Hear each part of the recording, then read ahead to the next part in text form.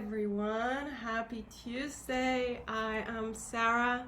Welcome back. Today is day 2 of our 5-day challenge, how to create a mindfulness practice for your specific needs. Just to get started, as you log in and start to watch, please say hello in the comments so I know you're there. Yesterday, I went to start my live and Facebook said, do you want to link it to your event? And I was like, sure, that sounds like a great idea. Well, next thing you know, nobody can find me because I went live, I guess, inside of the event. So thank you for your patience as I learn to operate the system. You guys are coming in a little bit quicker now, so that gives me hope that I am on the main feed, which is my intention. I did start the post from the units tab with the hope that the replay will be available on the units tab, and we will see if that actually works out. And if not, I have all sorts of backup plans in place, I think. Anyway, welcome back. Thank you so much. I have been thrilled. Like, I'm talking so grateful to see you all doing your homework. Like, as a teacher, I put so much effort into this program. So I have been working on this program for like over, I don't know, at least 2 months, if not longer.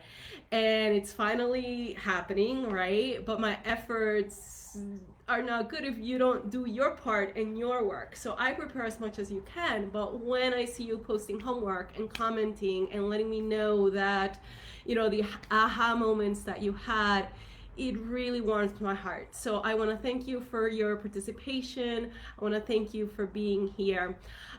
We have had a few signups in the last 48 hours. About 20 more people signed up for the challenge. So if you are watching for the first time, just a couple of housekeeping things. I am Sarah. You can learn more about me on a video that I made last week in the announcements tab with my story and where I come from and where I've been and how I kind of became the teacher that I am today and how I ended up leading this amazing community of women. Make sure that my email is marked as not spam for you guys. There's a post going on to find a accountability buddy. You don't have to have one, but there's a lot of wonderful women here that will be glad to partner up with you so that you can answer questions and share information. We're going to be doing a daily price. So if you are watching live now and you're commenting, or if you watch the replay later, tomorrow, about 30 minutes before I go live again, I put all of your names on this little spinning wheel. It's kind of cool on the internet. You put a list of names and then you spin the wheel and it picks one. So yesterday's winner was Elisa Leo, and she won a little essential oil that Katie had offered to give. Today, I make this, so I wear these all the time, and I make them with lots and lots of love.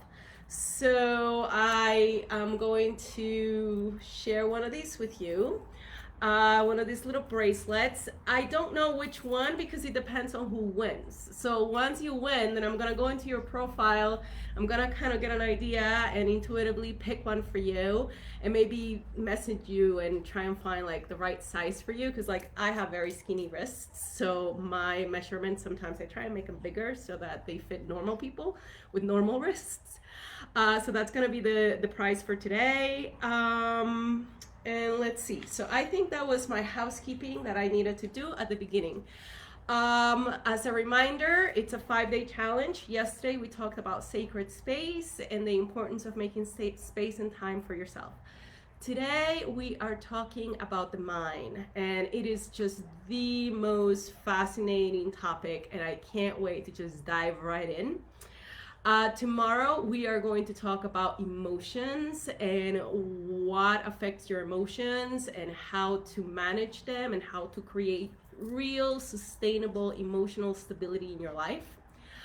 On Thursday, we're going to talk about the importance of having a teacher, a community, and a systematic and enjoyable practice. And I will also share with you an opportunity to work with me going forward. I have a wonderful 90-day program. I'm going to be rolling out a super special offer for you guys if you choose to participate after this 5-day challenge.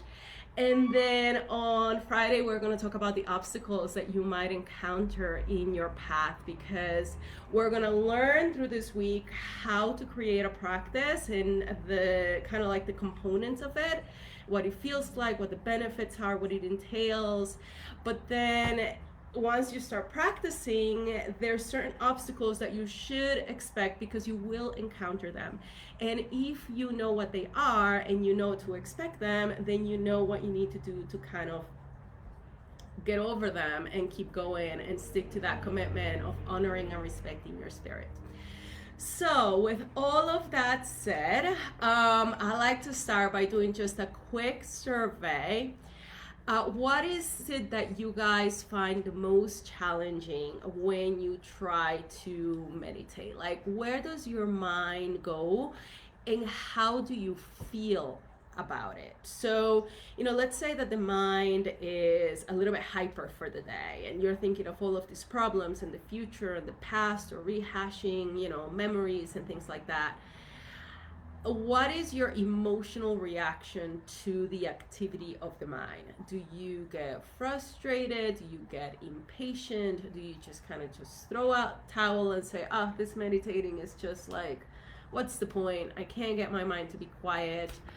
Where are you at right now? Like, if you try and sit and meditate, what happens? What are your struggles? How do you feel? So let me start with that and give you just a few moments to kind of see if you can put some thoughts together. I know this is like an interesting, kind of hard to answer question, but that is the exercise in and of itself. So like, I want awareness as of what is going on. So let's see.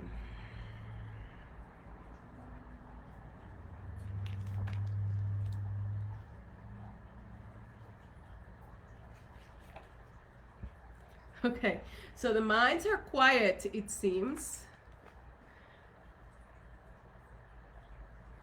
Okay, so why don't you make it a priority if it feels so good? That's a good question. It depends on the day, but sometimes I feel overwhelmed. Yes, try to observe, not engage with it, return to the breath. Good, this is very helpful. Monkey mind, I get irritated. I know I can expect that for at least first 5 minutes and then it gets better. Sometimes it does, and sometimes you might like settle in and you're quiet, and then as you stay, the mind gets bored and begins to like monkey mind again. A little frustrated because the mind starts wondering about thinking of all the things that you have to do. Yes. Yes, I'm aware of that too. How to stop from getting distracted from my thoughts and what I need to do for that day, etc. Yes, wonderful. Thank you so much for the feedback. So the first thing, and you might want to write this down because, let me see if I put it on the workbook. Yes, that's the first question. So if you haven't downloaded it, you should have a workbook that has like 5 pages or so. It's on the units up above. It is also being emailed to you. I try to put it like everywhere so that you can find it easily. So on day 2, you could write the functions of the mind, or just on a little piece of paper. You don't have to have the workbook. The first one is to remember. Okay, we need to remember who we are, where we come from, where we parked our car. We need to remember our life experiences. We need to remember a lot of things. The problem with memory is when we get stuck in the thoughts of the past that are no longer productive. So what I mean by that is if you have, let's say, a traumatic experience, and trauma is one of those funny things that sometimes people say, no, I had a wonderful childhood. I wasn't traumatized. Like, no, there's people who have suffered a lot more. Trauma is perceived from the point of view of the person having the experience. So for a 5-year-old child, getting maybe locked out of the house or locked inside a bedroom or a bathroom by accident or something like that could cause a huge amount of fear and pain and emotion, because in their little world they're helpless, they're scared, their problem is very, very real to them. And so sometimes what we think of trauma is not necessarily something huge. It could be something very small, but because you were a small child, it had a huge impact in your psyche. And so when we live in the past, when we create a story about who we are, so when we play victim, oh, I am this girl from El Salvador, and when I was 16, my parents came here with nothing, and I'm a struggling immigrant. Like, no, that's like literally my real story. If I were to get stuck there, then I wouldn't be who I am today, because my memory, the function of my mind that says memory, that says this is who you are, gets stuck back then.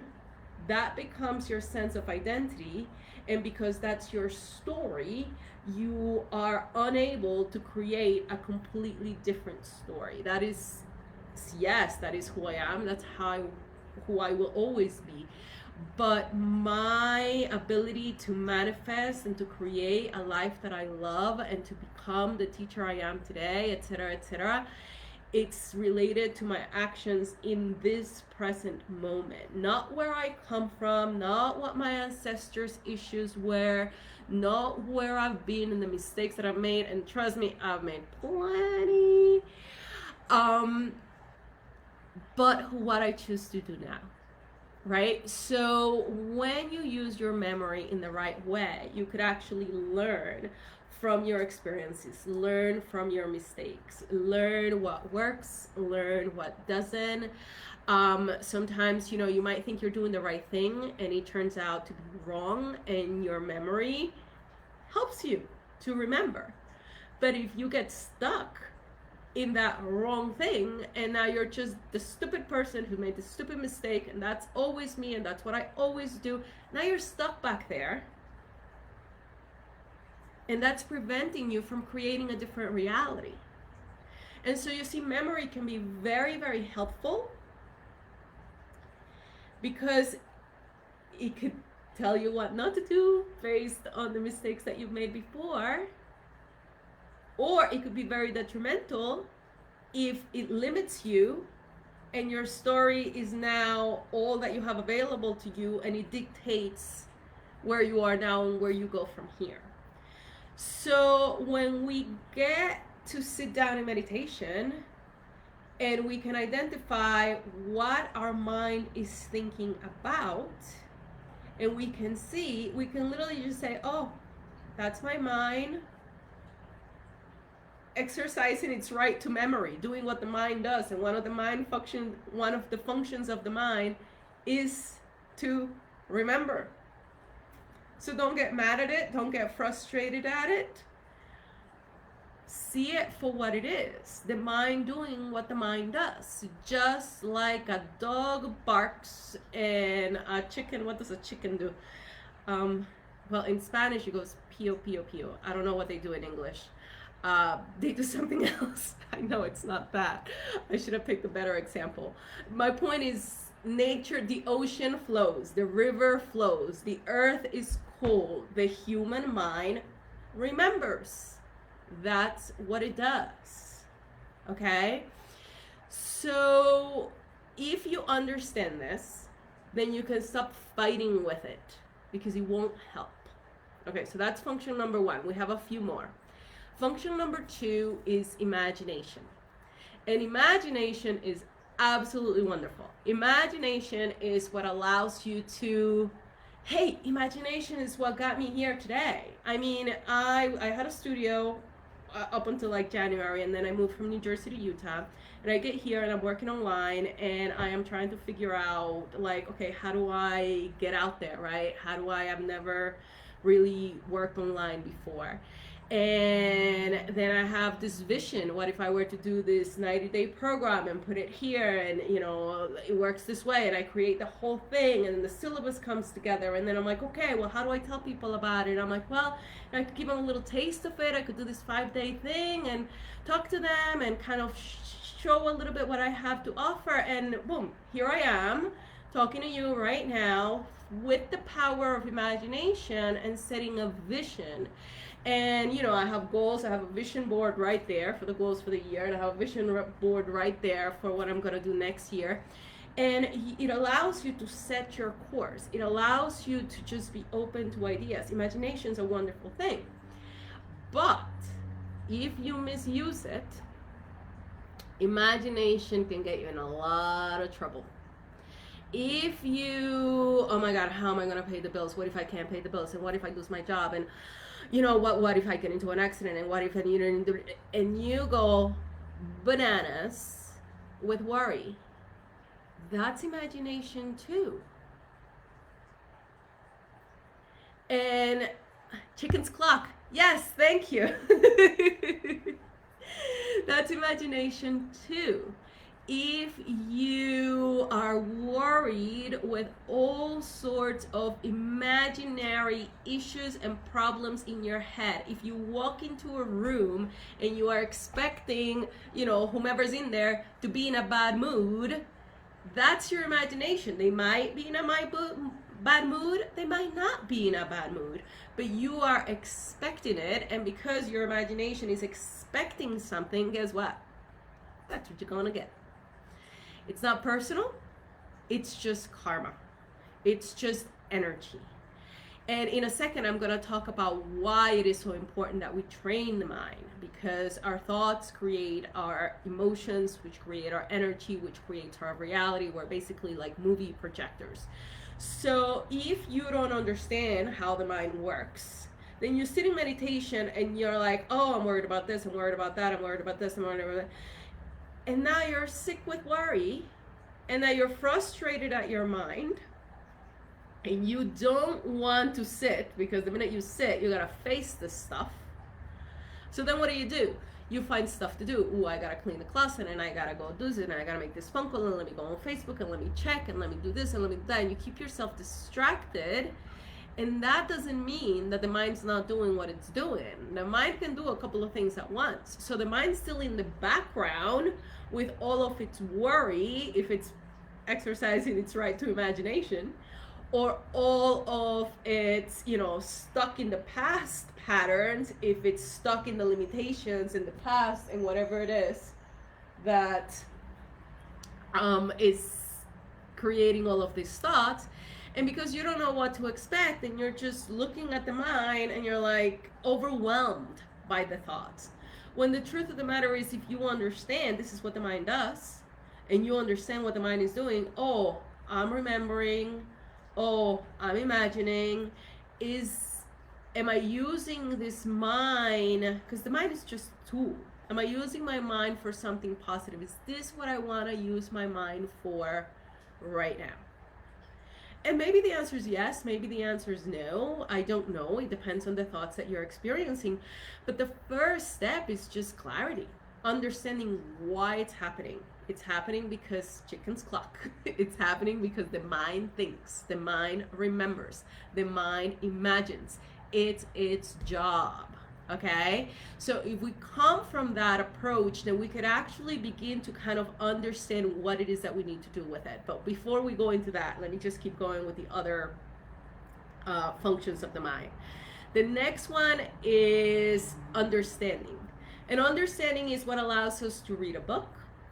Understanding is what allows us to have this conversation in the English language. It could be another language if you understand another language.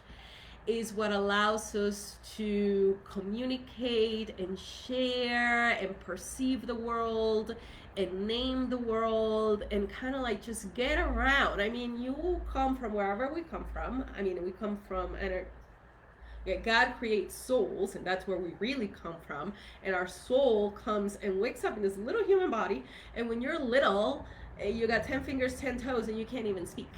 And you need a mind to kind of say, okay, these are my parents, you know, and this is cold and this is hot and this smells nice and this feels good and this tastes good.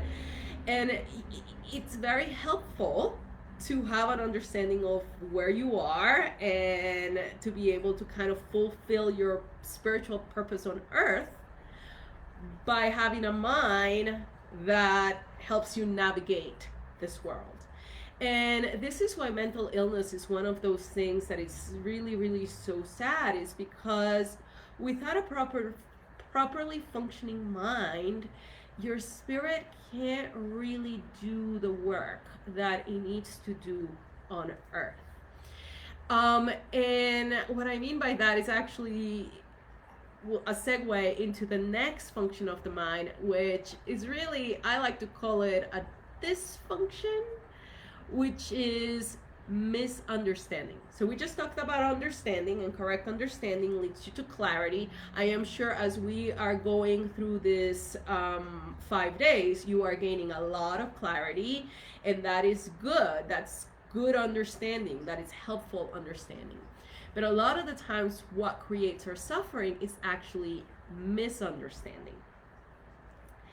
And what I mean by that is we literally perceive the world not for what it is, but from where we are. We perceive it with, you know, blue color glasses or yellow color glasses based on our samskaras, our past experiences.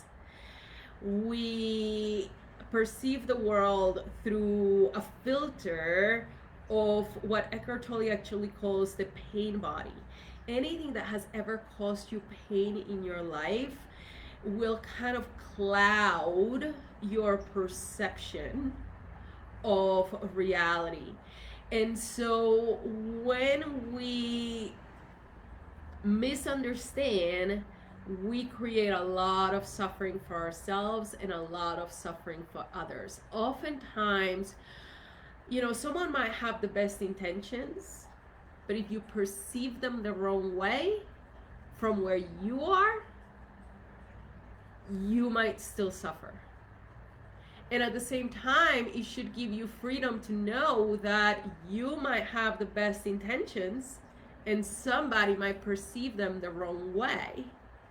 And what they perceive has nothing to do with you. It has everything to do with them. And the reason that that misunderstanding is happening is because of prior like scars and past experiences and pain that you or them have experienced that then clouds your judgment, makes you see reality through certain filters, and now you literally misunderstand.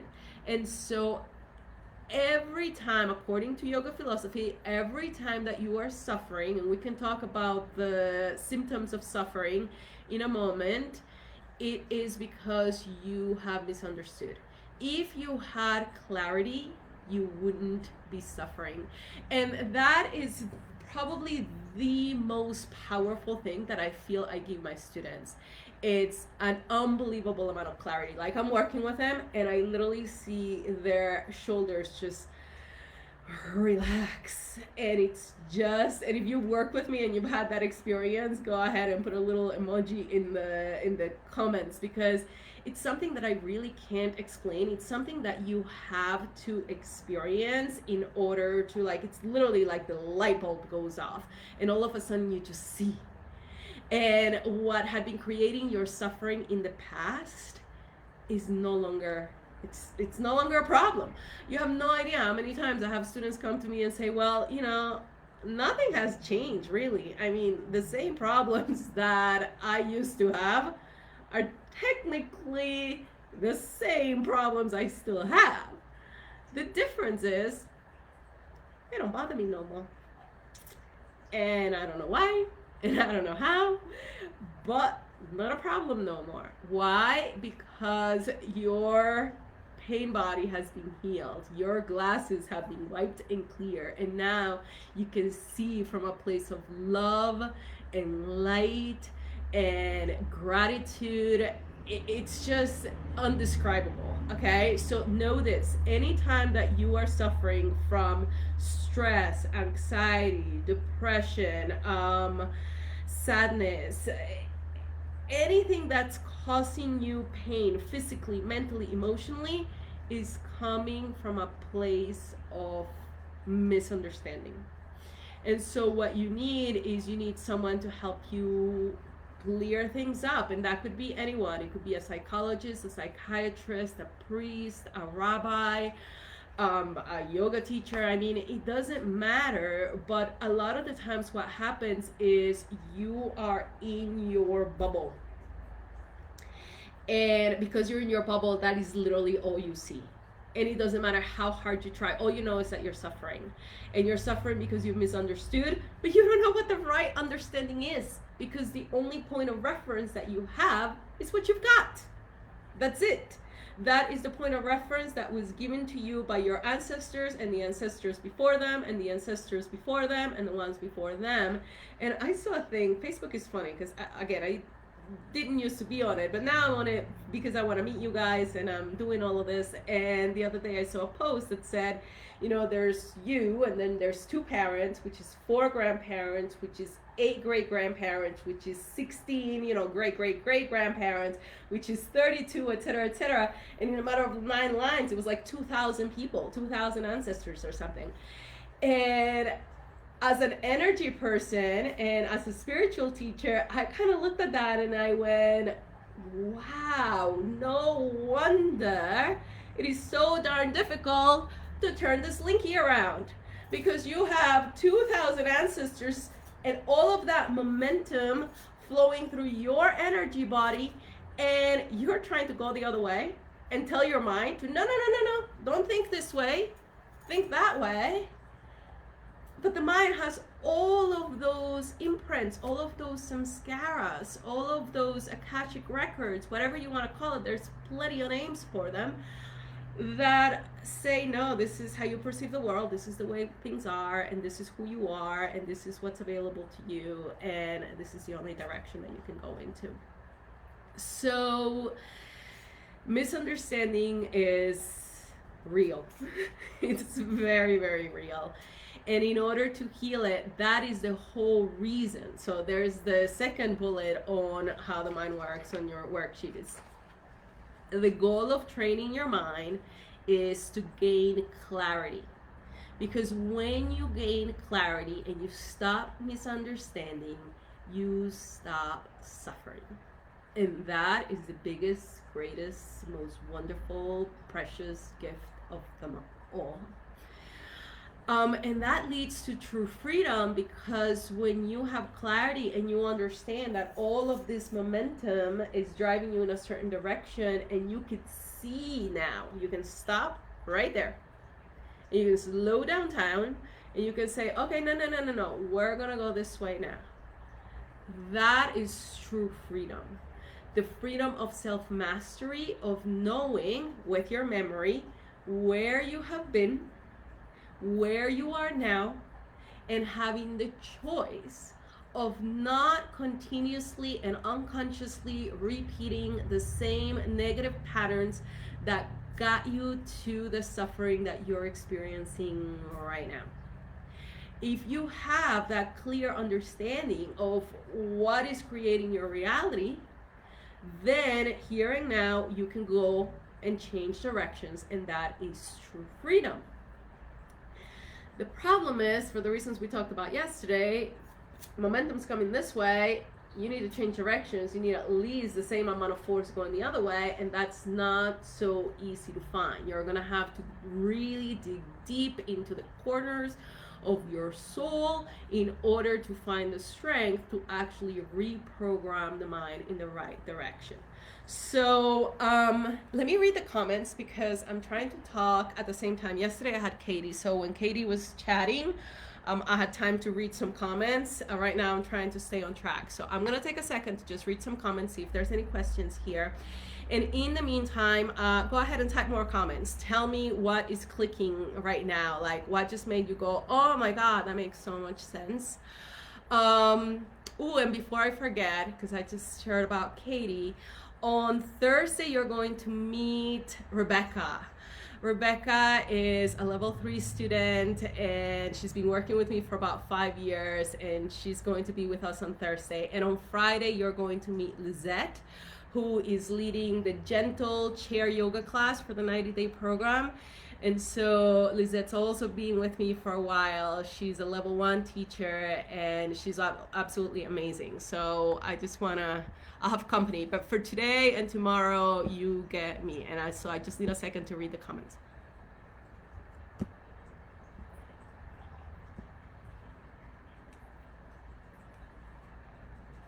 Triggers, yes, I'll talk about triggers in a moment.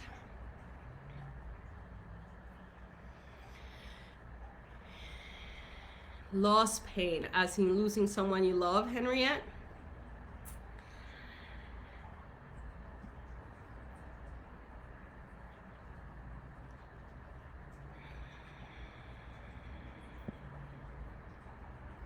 Need to release past emotions from the past that are holding us back. Yes. Okay, so this brings me to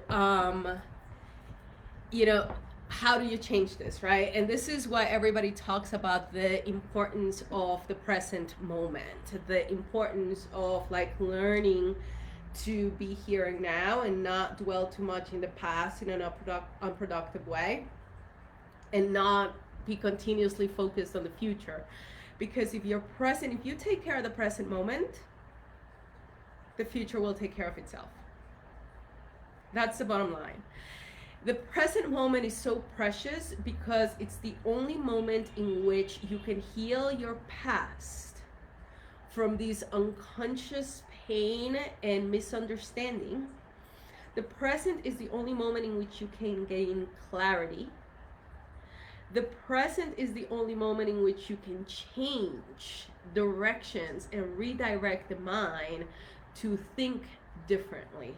Okay, so the answer is yes. In regards to loss of a loved one, that is one of the hardest things that anybody ever really has to go through.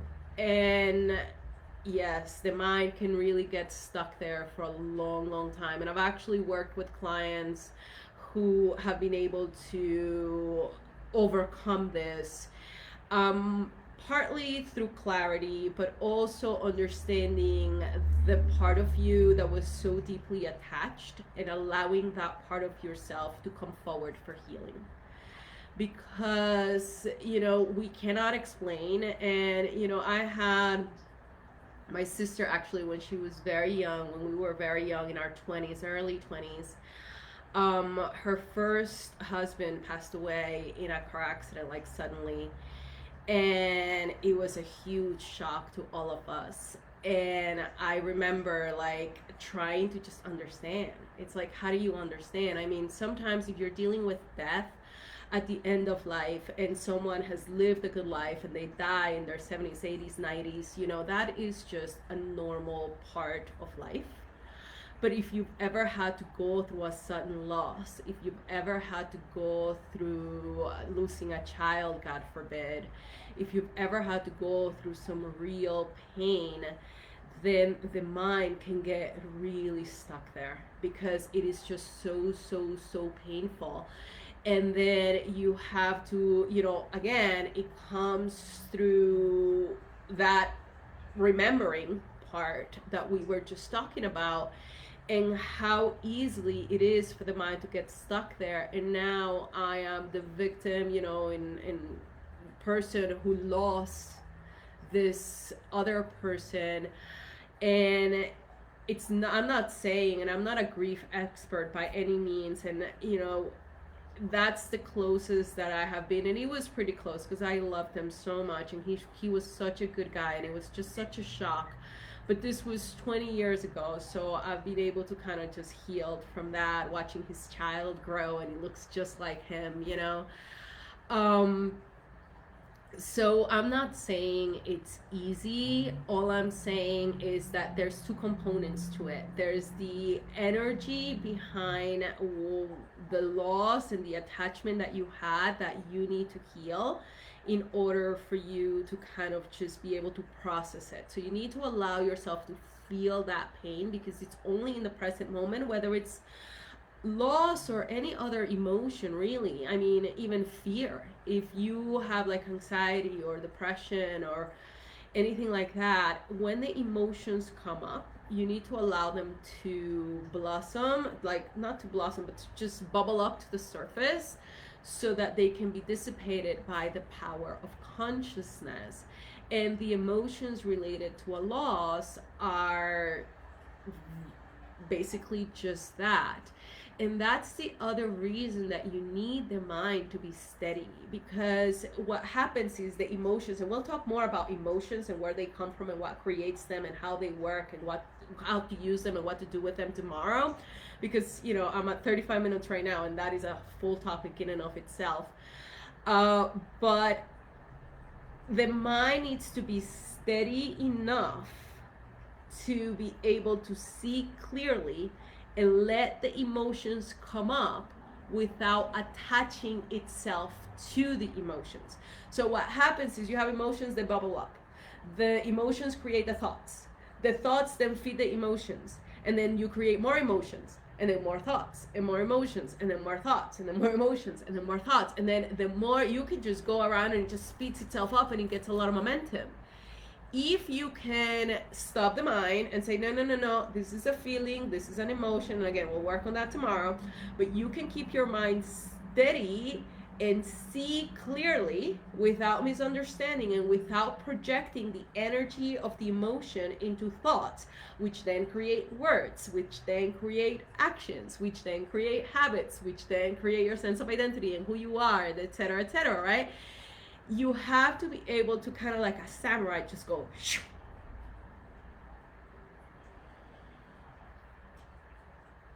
and come back to your breath. So as fast as I can talk, can you imagine? This is as fast as I talk, and you imagine how fast I think, right? You have mastery doesn't mean that your mind doesn't think. As a matter of fact, I saw a post the other day with a picture that said, being awake and being on a spiritual path doesn't necessarily mean that you're like in a cave all zen and mellow, just meditating all day. It means that you are on fire. And the reason you're on fire, and the reason that, you feel that fire coming from me whenever you talk to me and I'm having like this chat, it's so inspiring and stuff, is because my mind is steady. I know what my intentions are. I know what I want to talk about. I know how to kind of like grab your attention and help you with my strong mind. It's called chitta.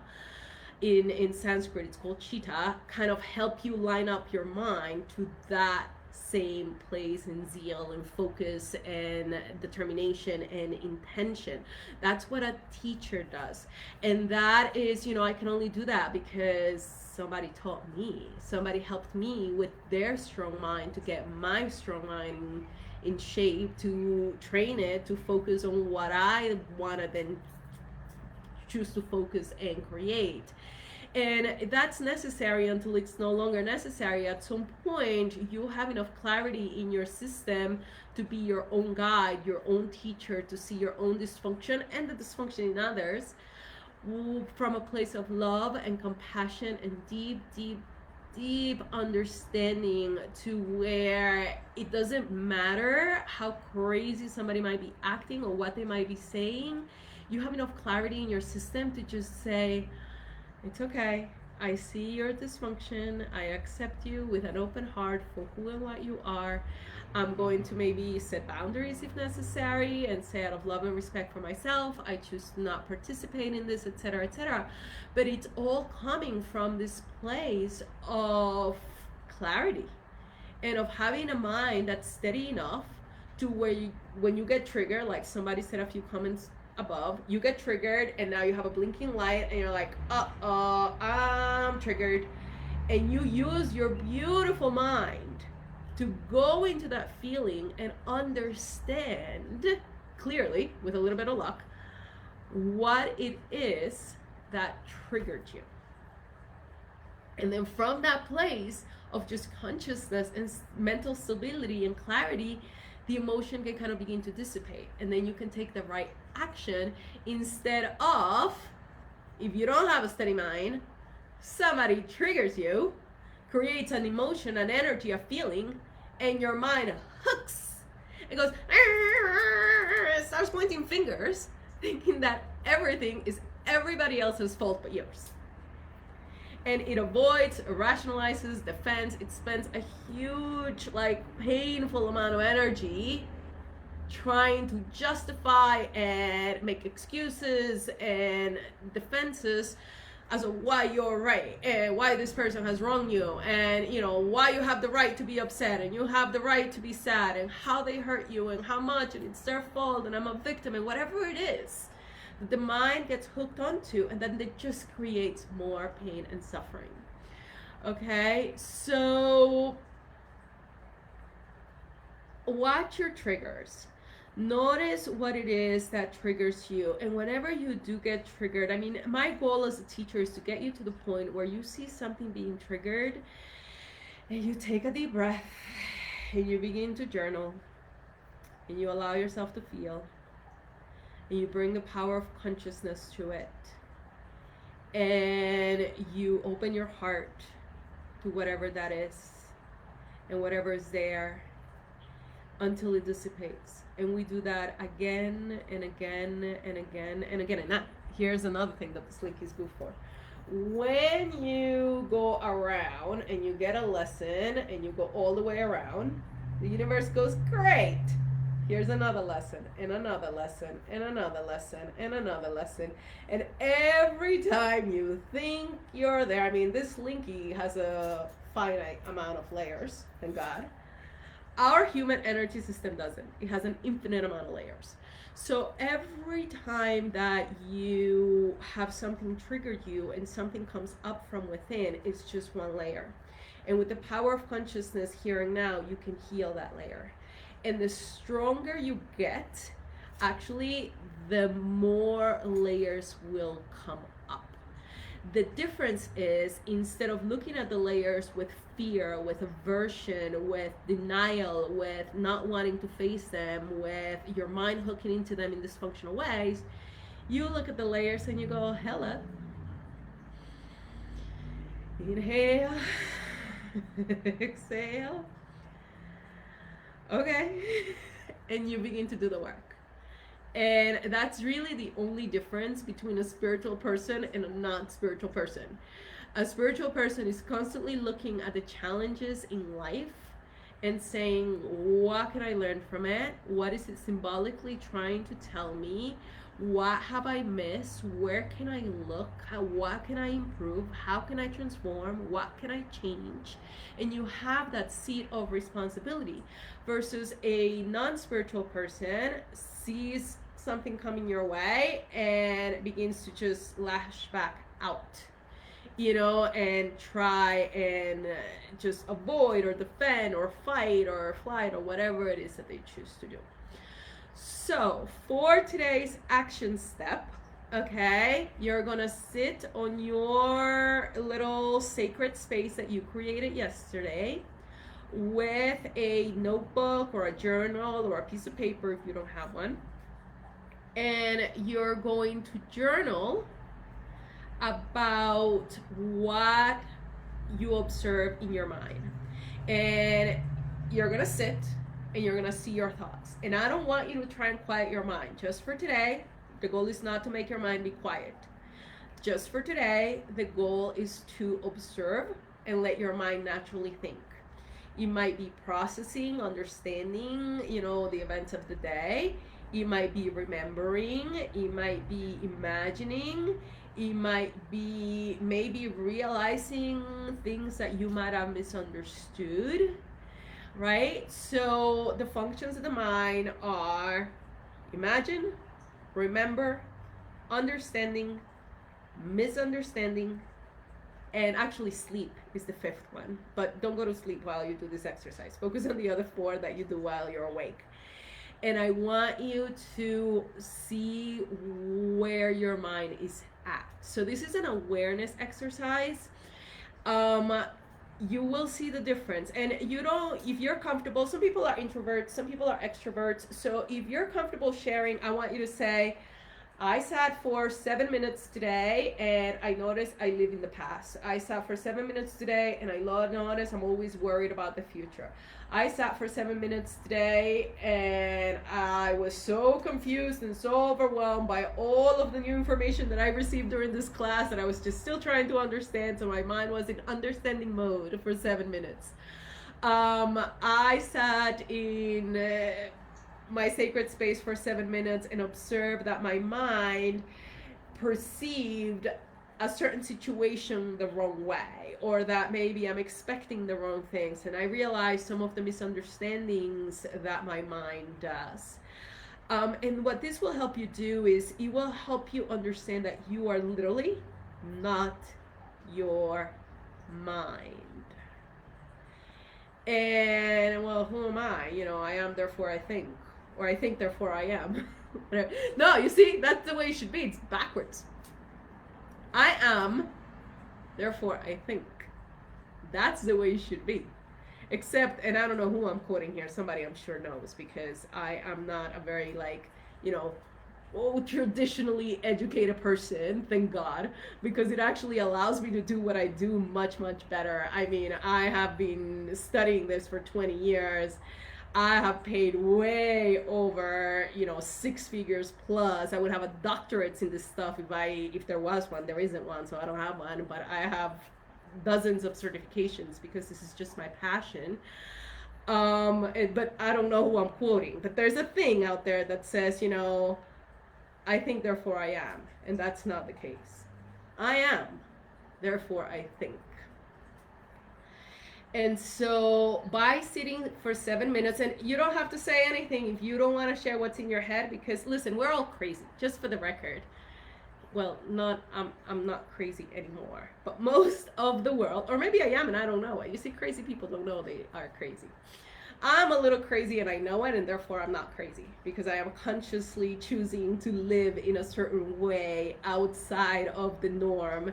And in my perception, a lot of the times when I see humans suffering out there, it's because they're a little crazy. They're misperceiving things.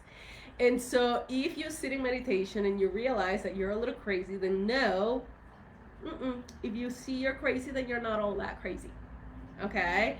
But you could write, when you write on the post, on the comments, you say, I just sat for 7 minutes and I just saw my mind and what it was doing, and I see that I am not my mind. Or whatever it is that you choose to, however you choose to word it.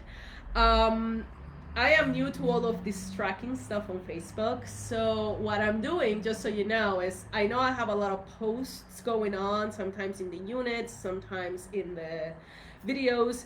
Whoever comments, they just go on the list. Whoever says replay, whoever does their homework, whoever's commenting right now on the live, they're just going on the list for the raffle, so that it's easy for you and it's easy for me. So don't worry too much about where exactly to comment. Just make sure that you do and say, I did my homework and this is what, you see, somebody knows. Descartes, I can even say it. I'm crazy, it's been voted on, yes. Anyway, we're going on almost 15 minutes now, so I'm just gonna wrap things up. If there's any questions that you still have about what I just said, or clarity about your homework, let me know. I'm just gonna take a second here to read the comments and see where we're at.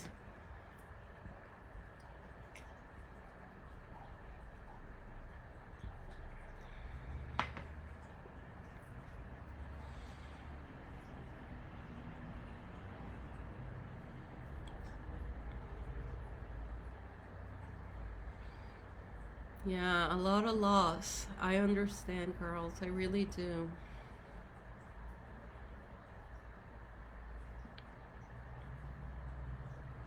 Working on seeing the trigger before it's triggered. Yes.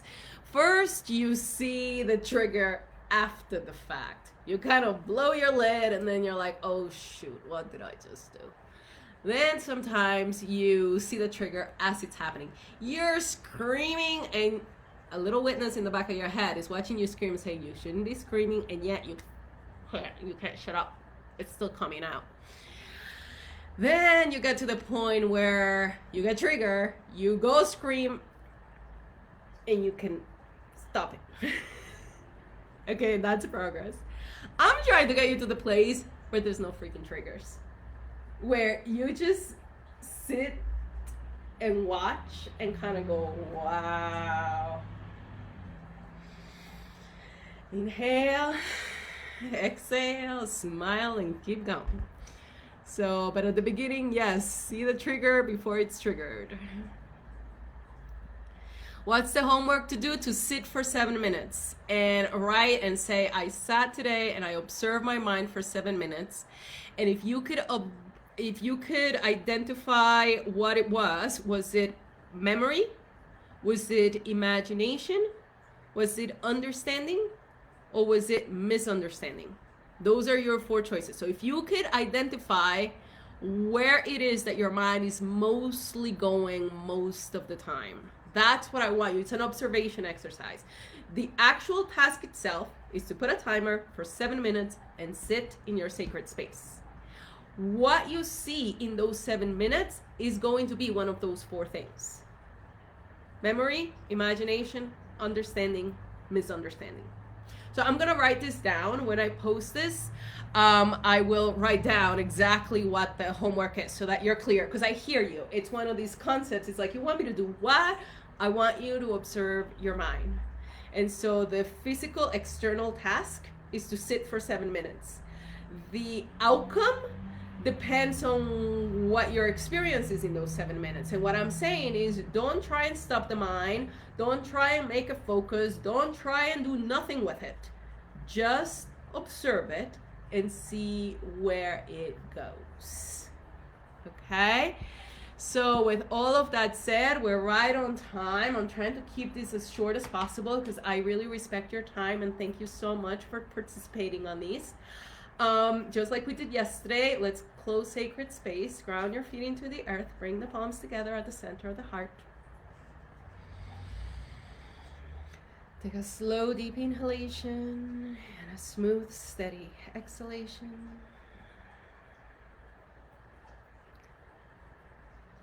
Feeling through your 5 senses, the world around you, what you hear, what you smell, what you taste, what you feel. Trying not to name it, but instead just use the power of presence.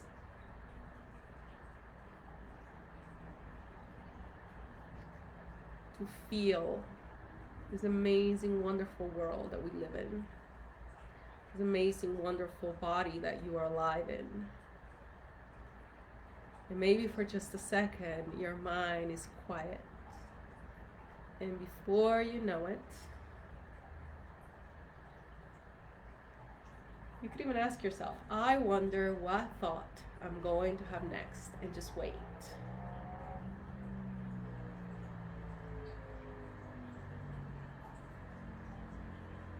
And sooner or later, the mind will begin to remember, imagine, try to understand the world around you through the 5 senses, or begin to misunderstand something that's happening.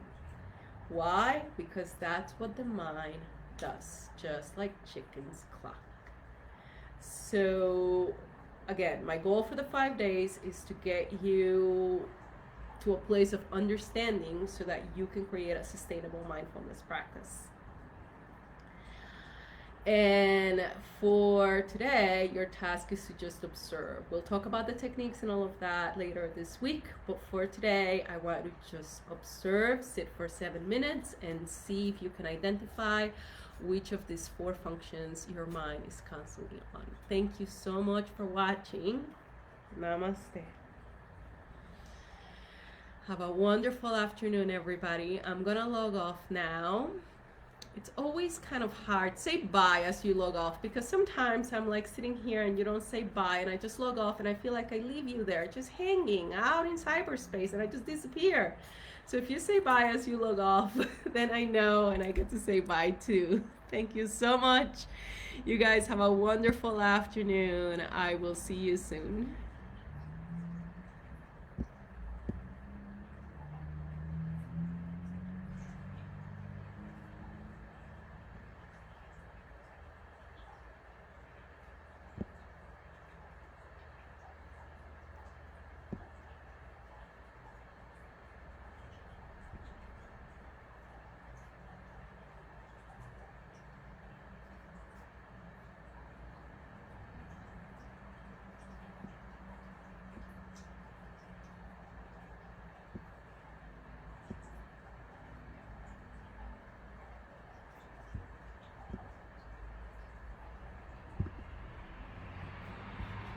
Bye-bye.